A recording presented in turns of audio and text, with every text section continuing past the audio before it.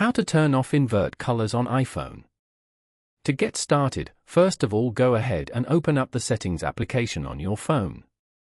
Once you're here, scroll down until you find the Accessibility option and tap on it.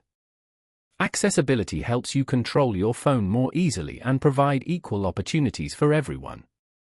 Now, tap on Display and Text Size.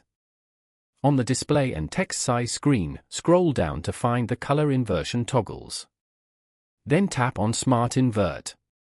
If the toggle is on, tap it to turn off. Smart Invert reverses the colors of the display but attempts to leave images, media, and some apps in their original state. The process is now complete, and the iPhone's display is back to its default color scheme. Following these steps, you can easily turn off invert colors on an iPhone. Thank you for watching.